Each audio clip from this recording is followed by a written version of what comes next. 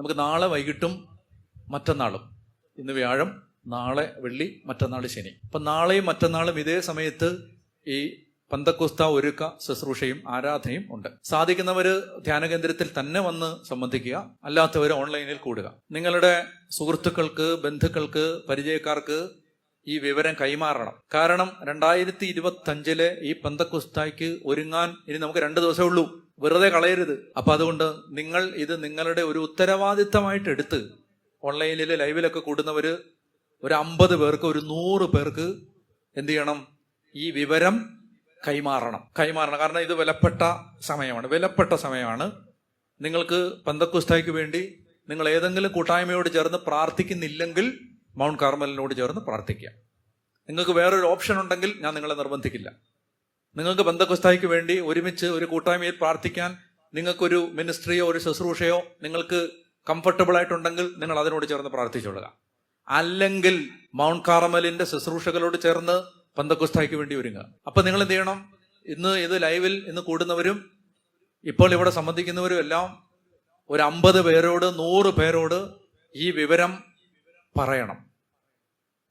നിങ്ങളിങ്ങനെ വാട്സപ്പിൽ ആവശ്യമില്ലാത്ത ഒത്തിരി കാര്യങ്ങൾ ഷെയർ ചെയ്ത് സമയം കളയുന്നവരാണ്.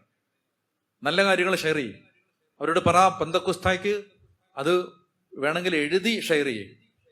പന്തക്കുസ്തായ്ക്ക് ഒരുങ്ങാൻ 2 ദിവസമേ ഉള്ളൂ, മിസ് ചെയ്യരുത്, നഷ്ടമാവും എന്ന് പറഞ്ഞ് അവരെ പ്രചോദിപ്പിച്ച് പന്തക്കുസ്തായ്ക്ക് വേറൊന്നിനല്ലല്ലോ പരിശുദ്ധാത്മാവിന് വേണ്ടിയാണ്.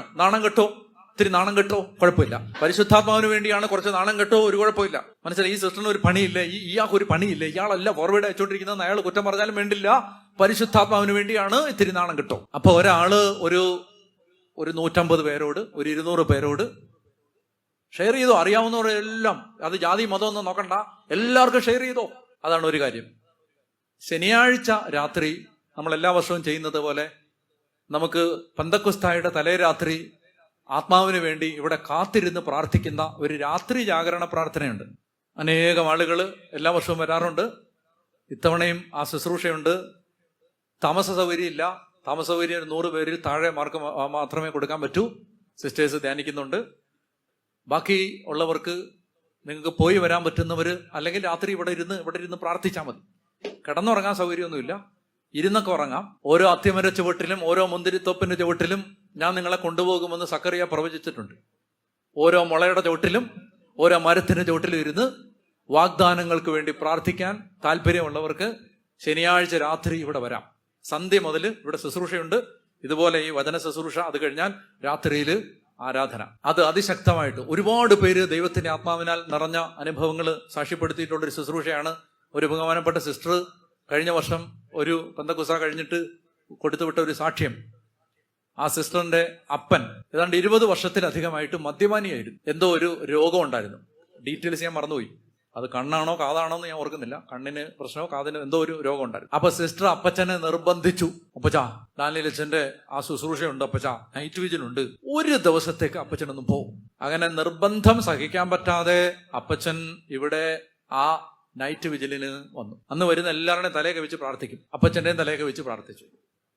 സിസ്റ്റർ അത് കഴിഞ്ഞ് ഏതാനും മാസങ്ങൾ കഴിഞ്ഞ് സാക്ഷ്യം എഴുതി കൊടുത്തുവിട്ടു. വർഷങ്ങളായിട്ടുണ്ടായിരുന്ന മദ്യപാനം പിടിച്ചു നിർത്തിയതുപോലെ അന്ന് നിന്നു. അപ്പച്ചന്റെ രോഗം സൗഖ്യപ്പെട്ടു. ഹല്ലേലൂയാ. അപ്പൊ ഞാൻ പറയുന്നത്, 1 സെക്കൻഡ് ഒന്ന് കൈവച്ച് പ്രാർത്ഥിച്ചേ ഉള്ളൂ. അത് ആ സമയത്ത് ഒരു വലിയ ചാർജ് നിറഞ്ഞു നിൽക്കുന്ന സമയമാണ്. മനസ്സിലായോ? അത് വേറെ ഏതെങ്കിലും ഒരു സമയത്ത് വന്ന് കൈവപ്പ് വാങ്ങിക്കുന്ന പോലെ അല്ലത്. അത് ഈ ഹൈ വോൾട്ടേജ് നിൽക്കുന്ന നേരമാണത്. അന്നേരം ആ പ്രാർത്ഥനയൊക്കെ കിട്ടുന്നത് നല്ലതാണ്. അതുകൊണ്ട് ഡാനിയേൽ അച്ഛനെ കാണാൻ പറ്റുമോ, എങ്ങനെയാണെന്ന് ഒരു അപ്പോയിൻമെന്റ് തരുമോ എന്നൊക്കെ പറഞ്ഞിട്ട് പാവപ്പെട്ട മനുഷ്യർ എപ്പോഴും ഇങ്ങനെ ചോദിച്ചുകൊണ്ടിരിക്കും. ഞാൻ പറയുകയാണ്, നല്ലൊരു സമയം ഇതാണ്, വന്നോളുക. 1 സെക്കൻഡ് ഒരു പ്രാർത്ഥന വാങ്ങിച്ച് ഇവിടെ ജാഗരണ പ്രാർത്ഥനയും കൂടി പൊക്കോളുക. പിന്നെ നിങ്ങൾക്ക് ഇവിടോട്ട് വരേണ്ടി വരില്ല. പിന്നെ നിങ്ങൾ ഈ തിരുവനന്തപുരം സൈഡിൽ വന്നാൽ പോലും ഇങ്ങോട്ട് വരേണ്ട കാര്യമില്ല. നിങ്ങൾക്കുള്ളത് കിട്ടും. അപ്പൊ അതുകൊണ്ട് ഞാൻ പറയുകയാണ്, നല്ലപോലെ ഐ എം റിയലി എക്സൈറ്റഡ്. പെന്തക്കോസ്തായ്ക്ക് വേണ്ടി ഞാൻ ഭയങ്കര എക്സൈറ്റഡ് ആണ്.